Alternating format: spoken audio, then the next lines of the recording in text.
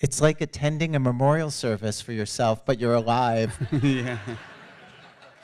Like I said to Steph, I don't remember that I was that nice. Like I thought I was okay, but yeah. Exactly.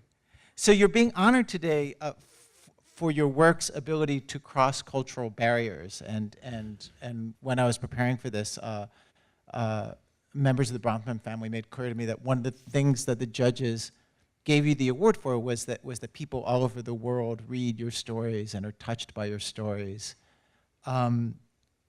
And it occurred to me that when you write your stories, you're not trying to cross cultural barriers. You're not trying to achieve anything like that, right?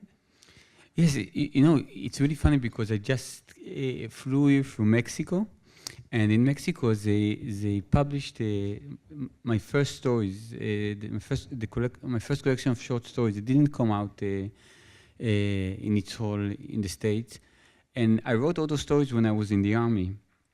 And you know, whenever you travel, people say to you, what did you try to convey in your stories? What did you know? What did you try to teach us in your stories? And you know, I always stutter and say something, I don't know, like, you know, every time a different answer, hoping that one will get it right. And and when I attended the first book signing there was a queue. And the first person asked for an autograph, like it was a big Mexican with a big mustache. And after the autograph, he asked my editor to interpret something, and my editor said, he wants to hug you. And I said, sure. And like I hugged him, and then the second person came, and they asked for an autograph. And he said, also, he said to the guy, can I hug him? And then one by one, I autographed the book, and they all hugged me. And actually, it felt really, really nice. And then it kind of dawned on me that basically when I wrote this book, what I really wanted to do was that people would hug me, you know? And, and I said in the end, all you Mexicans, where were you 30 years ago when I wrote this book, you know? I needed your hugs back then, you know? And, but really, when I write, I don't have any idea what I'm trying to say. I think I always, when I talk to my students, I tell them that a good story should always be smarter than the person who had written it, you know? I think that some people maybe, like, you know, they are smart enough to kind of construct a story in a premeditated way. But for me, if I want to write something and in the end I just write it, then it will come out a mediocre story, you know? It's only when you try to write something and kind of something else presents itself. But when you write nonfiction pieces, is it different when you write op-eds, things like that? Well, you know, I think for me, kind of writing fiction is like levitating in air. It's like being kind of I don't know, transcending the laws of physics. And writing op-eds is like doing the dishes or taking out the garbage. It's kind of, it's a chore, you know. I think there is when I do that, I almost feel that I kind of I insult my ability to write, like using it for that, because I think that the whole idea that when you write fiction, you can take the simplest thing and show it as ambiguous and complex. And basically when you write an op-ed, you take something that is ambiguous and complex and you try to present it as something very simple, you know, vote for this guy, kick this guy out, don't do this, do that.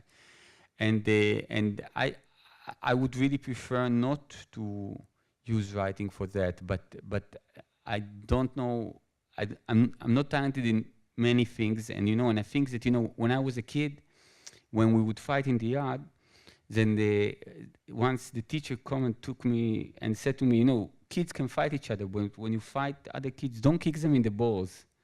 And I said, why? I want to beat them, you know? So I think that I never fought fair, and when I want to change something, I will scratch and bite and do whatever I can, you know, to get there. And I guess one of the few things I know is to write, so I write those op-eds, but I really don't enjoy doing that. No, it's really like, what's the point? I'm saying it's like, you know, it's like telling your kid, don't do that. Like, it's never fun, you know? You would rather that he just wouldn't do that. I got into journalism thinking that it would change things in the world. That if I would present the facts properly, it would convince people of things. And and very quickly I learned that presenting the facts correctly convinces no one, like almost ever. And now more than ever, where here in the States, basically there's the fact-based media, and then there's the other media which is not fact-based, and it feels like facts barely even have a fighting chance. But even before then, it's like people aren't convinced by arguments so much of the time. And I'm wondering, do you go into a piece of writing like that believing you're going to convince people? I think when I was a soldier, I saw this film, One Bird Flew Over the Cuckoo Nest. Yeah. And there is this scene where Jack Nicholson says to all the other inmates in this mental institute that he's going to lift this water cooler and throw it and break a glass wall, and they're all going to escape. And they all gather around him. And he tries to lift it, and he tries, and it wouldn't even budge, And all the inmates, they start laughing at him. And he looks at them angrily, and he says, what's the difference between me and you? At least I tried, And I think that, that maybe a lot of things in life are about trying and failing, And I think that, that when you put the facts out there, or when you write an opinion out there, or when you do something, I think that, that it's not as if like you're pushing a button in a machine and, and something good will come at the other end. It's just you're doing what you can. And I must say that I wasn't born political. I was born naturally lazy. I mean, my wife is here, and she'll tell you that that we live in a small street, and sometimes when we go, somebody leaves a kind of a piece of junk, on the sidewalk, and my wife says to me, "Let's put it somewhere on the side, because if a mother will come with a baby crate, that." And I always say to her, "Let's go, and if when we return nobody else had moved it, we'll move it, And we go, and usually somebody else, is nicer, and let's let this.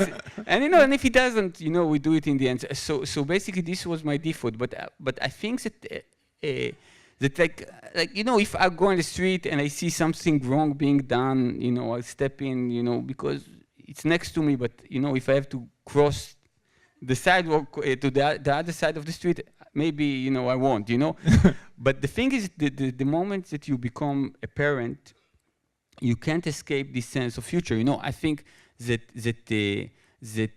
we have all over the world, we have this legend, that when a baby is born, one day he'll grow up and the evil witch will come and take him. I think that every parent kind of imagine this damned if you do, damned if you don't dilemma. Which each of us has a different one. Maybe one day my son will want to buy a bike. Maybe one day my son will want to marry a shikse. We all have those kind of nightmare scenarios, nightmares and fears. And I'm saying, but in the bottom line, in Israel, it's very specific. Your son is born, and that in 18 years he'll be in an army. And the question is, will this army walk in parade, or will this army will stand in checkpoint? Will this army protect ourselves, or will this army affect and ruin the life of our neighbors? And I'm saying that, every parent who has a child, kind of sweats blood so his son will know how to play the violin, or tap dance, or be in a gymnastic team. But somehow, most of us, what we do, we just sit on our ass for 18 years and saying, what's going to happen is going to happen, And the day my son was born, I felt that, that my first and foremost parental duty was to do whatever I can, to try to lift this water cooler even if it won't budge. That for 18 years from now, when he'll find himself there, then, then I can look around and say to my neighbors, at least I tried, And I think that I can't understand any parents who wouldn't do that. There was a point where Lev was 8 years old, where he came home, and I think he said to Shira, stop speaking publicly about your political views. Could the two of you stop talking about your political views, because you were getting so much attention for them? And do you want to explain why? Explain his reasoning? Do you remember this story? No. No, it doesn't mean that it's not true. He said, you've written about this. He said, because we learned at school that everyone who wanted peace in the region got killed. Rabin, Sadat, even John Lennon got shot. And Lev said, I want peace too, but more than that, I want to have parents. Yeah, I remember that. What did the two of you say to him? Well, I think that, if I remember correctly, I think that I said, that not everybody gets killed for their opinion, and that first and foremost, that if you stand for something that is important, then basically this is the things that kind of justify your life. This is something that justifies a life worth living. Like living is much more than surviving. I think that if, like 100 years from now, you take your dying breath and you say, "Whoa, I made it to my 100th birthday," and you have nothing else to show for that, then you've done nothing. Did he accept that? I don't remember. He's here. We can ask him. Do you remember?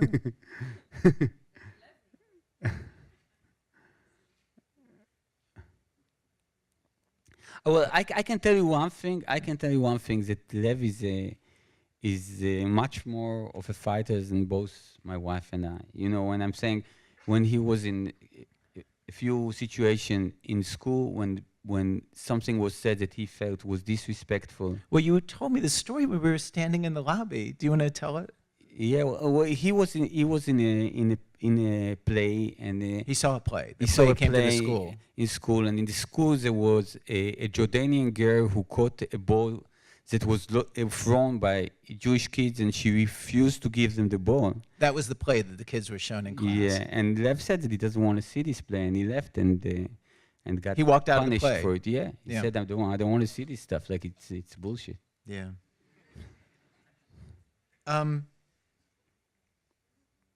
Like,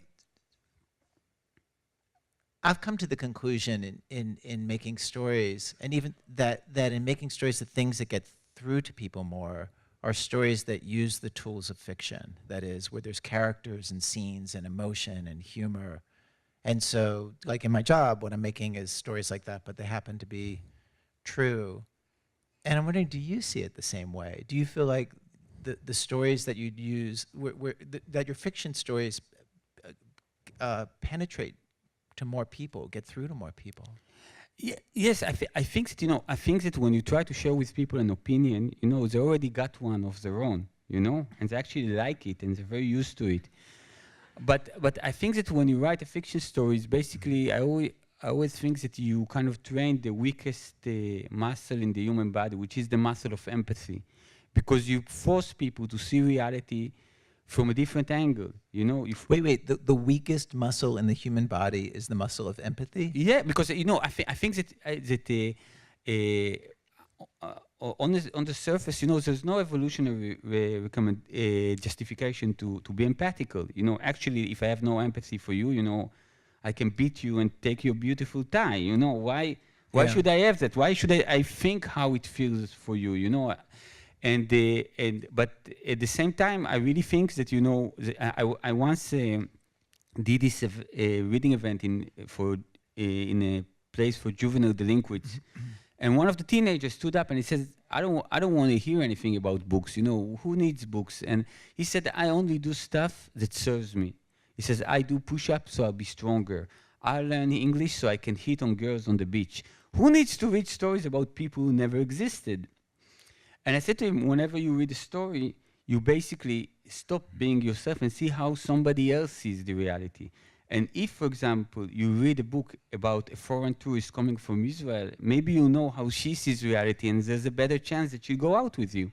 There's an angle here. I actually think that, there is a pragmatic side to being empathic, but somehow it's kind of one step maybe away for many of us.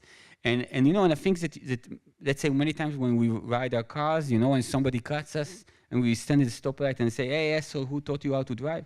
And they say, "Hey, Jeremy, how are you doing? How's the wife?"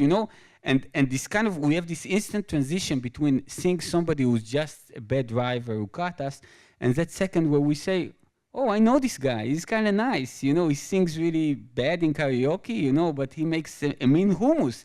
And then we cannot keep alienating ourselves, from that person. And I think that that's what a good story does to us. When I listen to stories from This American Life, sometimes the people who are in the center of the stories are kind of people that that I disregard, that I walk next to in the street, or that I use, they could be the car service guy who drives me, or they could be somebody who's been making my meal, and I never give them a second thought. But the moment that you're with these people, you can't undo that. You cannot return to this place where you don't see them at all. You said that when people feel threatened, they see empathy as a luxury that they can't afford. Do you feel like you get that reaction to your stories in Israel?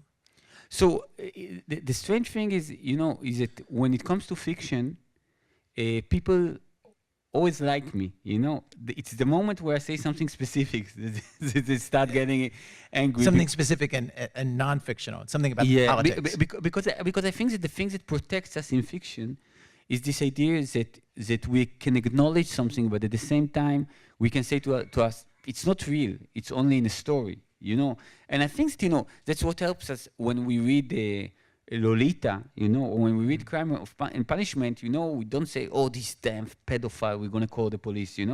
We're just reading a story, but the story helps us see something that we wouldn't like to see. Maybe acknowledge something in ourselves that we don't want to acknowledge, just because it has this kind of word fiction written all over it. Doesn't it doesn't. It's not in any way less real than something real. But the moment that you say, "Look what you're doing to this guy," I'm right now. I'm reading the book called '50s that Ayelet Waldman and Michael Chabon had edited, and it's basically pieces of people who write about the 50 years of occupation. They basically tell the simplest story, but when they tell those stories, they tell them from a point of view that you don't accept. For example, two Palestinian kids, 15 and 13, went to stab people in a settlement just outside of Jerusalem. And basically, when you read about it in the news, even if the news are not biased, it's very matter of fact. They ran with a knife, they shot one of them, the other guy fell. But suddenly when you hear about them and you hear how one of them or the two of them were blamed for stealing a Israeli Jewish kid gloves and were shouted, and the police stopped them, and even when they saw that nothing was done, so it doesn't justify anything, but you don't need to justify to humanize. And I think that the first thing we are quick to throw out of the window is this kind of humanizing thing, because it doesn't serve us when we're in a conflict. In Israel, in the Gaza war, unlike all the television in the world, they didn't show pictures of the bombings in Gaza because it didn't serve the public. Isn't it hard enough that they shoot missiles that you also have to see that you harm other people and you kill their children? It's easier if you don't see it, Yeah. And I really think that this is somehow it's almost kind of an inner conflict that we all have, but sometimes it can be in a society level or on a state level. And the same way that we have like different forces, in us, forces that say to us, I don't want to see this guy, or I don't want to feel his pain. And there are forces that say, but we must, I think that we basically role play something in this kind of a theater show. So you have a story that's about the power of stories to accomplish something very specific. And the story is called Todd. And in this story, Todd, a guy challenges you to write a story that will accomplish a particular thing. Do you want to explain what he wants the story to do? Yes, Todd is a great guy. He's also a writer. And he asked me to write a story that will make girls go to bed with him. He asked you to write a story so that girls would go to bed with him. Yeah. You would write a story, and then when women would read the story, they would go to bed with Todd. Yes. Yeah. I'm happily married. And were you able to do this? No. What I was able to do was, after writing the story, changed his name from Todd to Adrian. That was the most that I've accomplished, because the story was called Todd. And I think that maybe the story was basically on how stories can't do anything, but they can just humanize. So the story could show girls that he wasn't an asshole, but they couldn't have done more than that. Yeah, so it didn't work. Yeah, because he wasn't an asshole, but Yeah. he was. Yeah. He's a great guy. Um, uh, But I can tell you, I can tell you a story about the power of stories, and it actually happened in New York. I was once here in New York, and a more successful friend of mine had invited me to a very fancy Italian restaurant. And when you know, those kind of restaurants where everybody wears suits and speaking fake Italian accent, you know. So before we went there, he offered me that we smoke pot together. So when we went there, I was very stoned. Like he wasn't, but I was very, very stoned. And when they gave me the menu, I couldn't read the menu. You know, like I couldn't read the letters, but I was very hungry at the same time. So the waiter said, "Sir, would you want to have?" And I say, "Could I please have macaroni and cheese?" And he said to me, "Sir, we have a menu. You know, it's a set menu. Please, if you can pick something out of the menu." And I said to him, "May I rephrase my question?" And he said, "Of course." And I said to him, "Do you have macaroni in your kitchen?" And he said, "Yes." And I said, "Do you have some cheese?" And I said, "Yes." So I said, Could you ask the chef, please, you know, just to put those macaronis there, and when it's really hot, kind of put some cheese on it?" And he said, "Sir, I don't think you've understood me. I can see that English is not your first language, but what I was saying, that you can actually pick something from the menu, but you really can't make up whatever dish you want." And I said to him, "May I rephrase my question one last time?" And he said, "Okay," but he was impatient and he lost his accent at that stage. And I said to him, "How many times were you standing in front of a person and knew that you could really make this guy happy, but you refused to do that, kind of relying on some technicality?" And he looked at me and he said, "Sir, one macaroni and cheese coming up." And and I think that this is something about how you show reality, you know, because I think that this is really about empathy. Because when I Yeah. said to the guy, "I want something out of the menu," he said, "Hey, asshole, you know, you order from the menu, you know. Don't come and, you know, you don't make me do stuff I want to." But I said, "Look, I'm hungry, I'm stoned, I just want to eat something, you know. I remember I once ate it in New York, it was really, really good. Come on, be nice." When you do that, then actually I think we all want to be nice. That's a very nice story.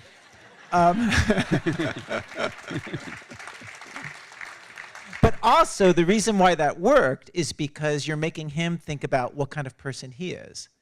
It's actually, that's a story where he's telling himself, what kind of person am I today? Am I some asshole, or am I somebody who wants to help people? It's exactly what we do in the pledge drive. I use this pitch a lot.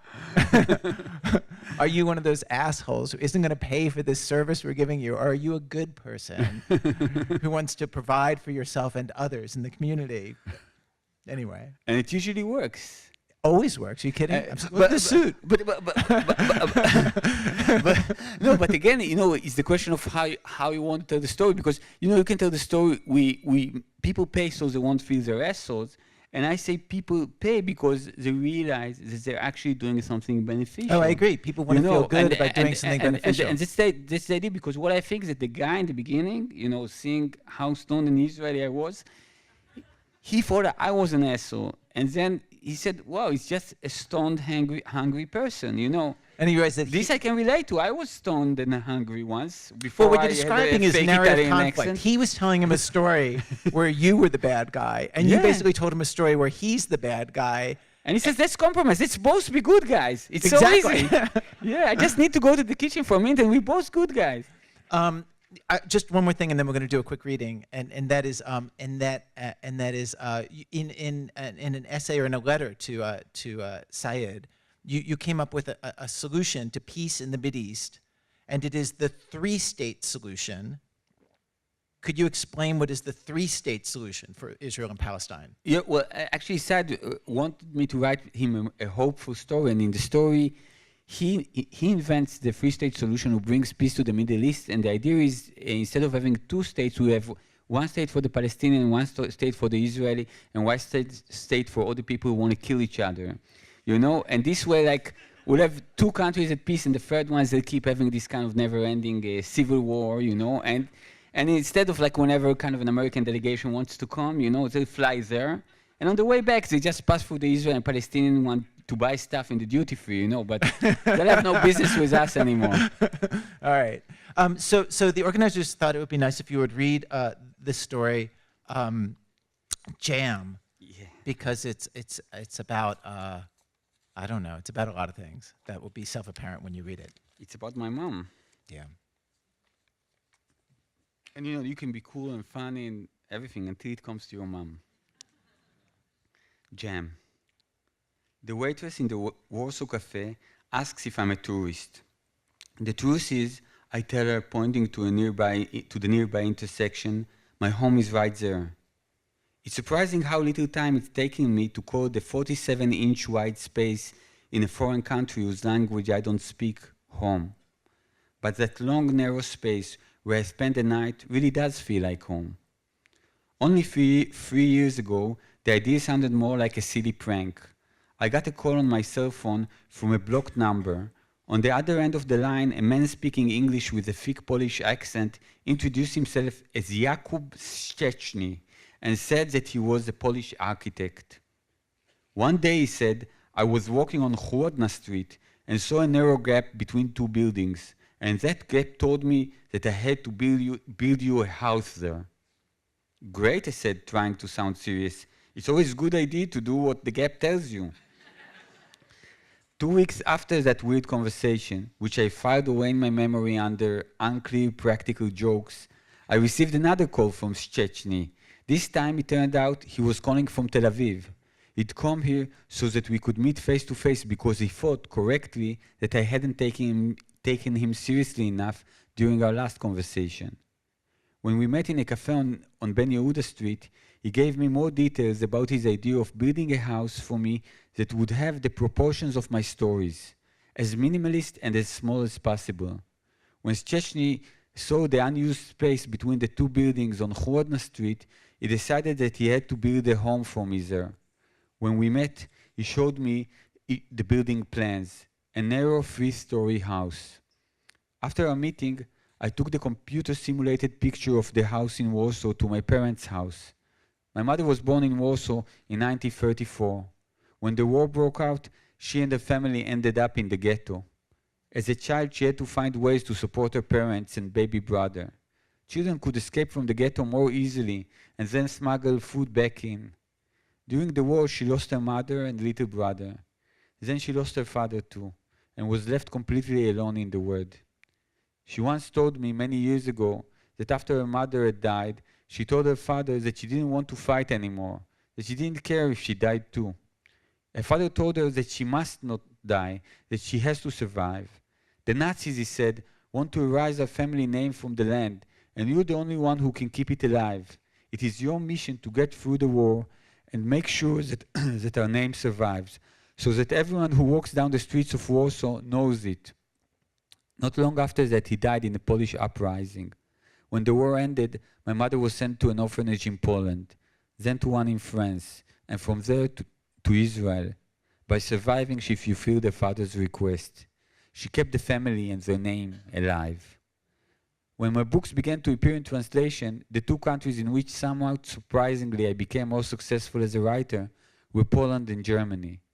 Later, confirming perfectly to my mother's biography, they were joined by France. My mother never went back to Poland, but my success in her native land was very important to her, even more important than my success in Israel. I remember that after reading my first collection in Polish translation, she said to me, "You're not an Israeli writer at all. You're a Polish writer in exile." My mother looked at the picture for less than a fraction of a second. The picture of the house. The picture of the house, and to my surprise, she recognized the street immediately. The narrow home would be built totally by chance on the spot where a bridge had linked the small ghetto to the larger one. When my mother smuggled in food for her parents, she had to get past the barricades there. She had to pass by that house when she was smuggling food. Yes, manned by Nazi soldier. She knew that if she was caught carrying a load of bread, they'd kill her on the spot. And I can say that when what my mother told me is that the Nazis, when they would have people, children coming, they would detain them because they knew that the kids that would smuggle stuff would get stressed and sweat, and and so her trick was when she was carrying bread on herself that she would look at all the windows of the building opposite to that and memorize them. So this way she would be focused on that and she wouldn't show any stress. So when she saw the pictures, she said, I know every window here. I know, like, if they change it here, I know them, I remember them from my childhood. And now I'm here at the same intersection, and the narrow house is no longer a simulation. Near the bells there's a sign that says in big brush letter, Dom Keret, the Keret house. And I feel that my mother and I have now fulfilled my grandfather's wish, and her name is alive again in the city where almost no trace of my family is left. When I come back from the cafe, waiting for me at the entrance is a neighbor, a woman even older than my mother, holding a jar. She lives across the street, heard about the narrow house, and wanted to welcome the new Israeli neighbor with some jam she made herself. I thank her and explain that my stay in the house will be limited and symbolic. She nods but isn't really listening to me.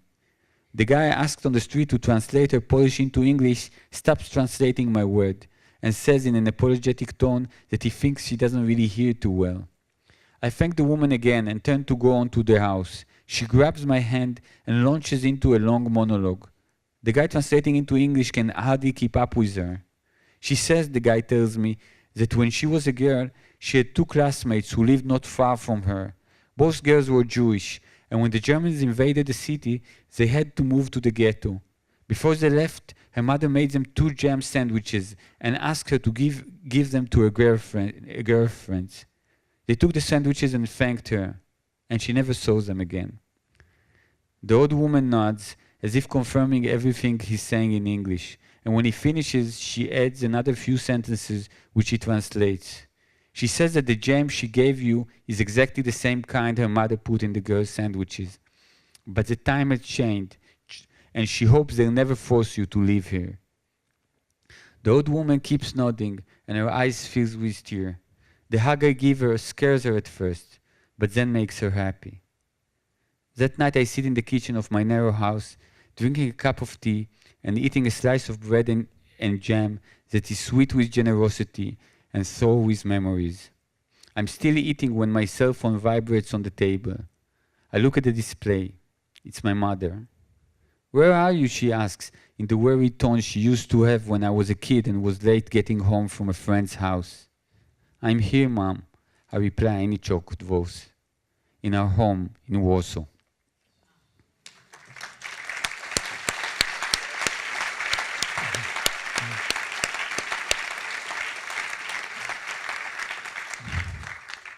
You've gone with your mother to Poland since then, right?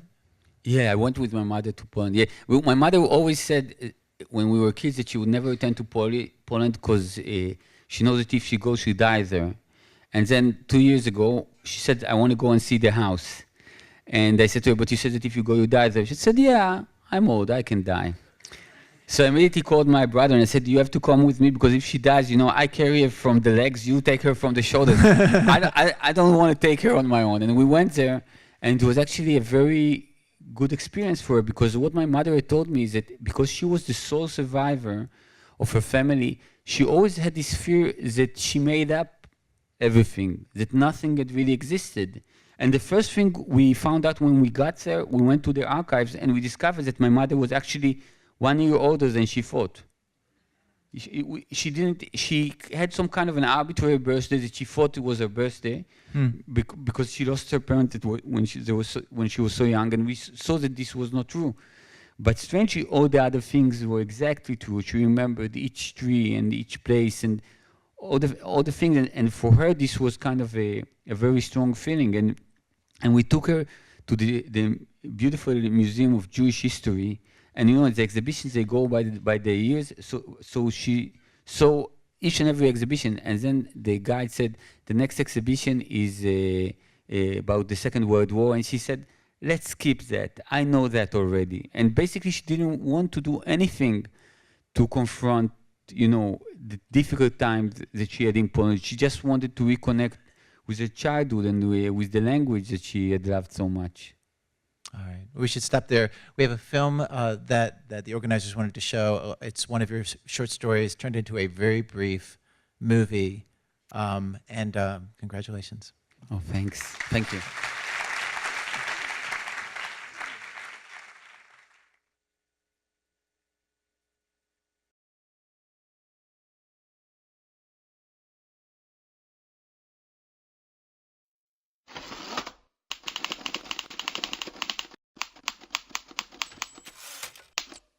I got a cigarette lighter, a cough drop, a postage stamp, a slightly bent cigarette, a toothpick, a cloth handkerchief, a pen, 2 5-shekel coins.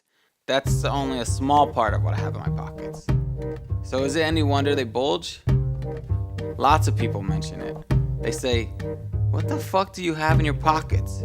Most of the time I don't answer, I just smile. Sometimes I even give a short, polite laugh, as if someone told me a joke. If they'd persist and ask me again, I'd probably show them everything I have there. I might even explain to them why I have to have all that stuff with me, on me, always. But they don't. What the fuck? A smile, a short laugh, a momentary awkward silence. We're on to the next subject. The fact is that everything I have in my pockets is carefully chosen. So I'll always be prepared. Everything is there so I could be at an advantage, that moment of truth. Actually, that's not accurate. Everything's there so I won't be at a disadvantage at that moment of truth. Because what kind of advantage can a wooden toothpick or a postage stamp really give you? But if, for example, a beautiful girl, you know what, not even beautiful, just charming, an ordinary looking girl with an entrancing smile that takes your breath away, asks you for a stamp, or doesn't even ask, just stands there on the street next to a red mailbox on a rainy night with a stampless envelope in her hand and wonders if you happen to know where there's an open post office at that hour, and then gives a little cough because she's cold, but also desperate since deep in her heart she knows there's no open post office in the area, definitely not at that hour, and at that moment of truth, she won't say, "What the fuck do you have in your pockets?" But she'll be so grateful for the stamp, maybe not even grateful. She'll just smile that entrancing smile of hers, an entrancing smile for a postage stamp. I'd go for a deal like that, anytime, even if the price of stamps soars and the price of smiles plummets. After the smile, she'll say, "Thank you," and cough again because of the cold, but also because she's embarrassed a little, and I'll offer her a cough drop. "What else do you have in your pockets?" she'll ask, but gently, without the fuck and without the negativity. And I'll answer without hesitation, "Everything you'll ever need, my love. Everything you'll ever need." So, now you know. That's all I have in my pockets. A certain chance of not screwing it up. A certain chance. Not big. Not even probable. I know that. I'm not stupid. A tiny chance, let's say, that when happiness comes along, I can say yes to it. Not sorry, I don't have a cigarette, toothpick, coin for the soda machine. That's what I have there. Full and bulging. A tiny chance of saying yes, not being sorry.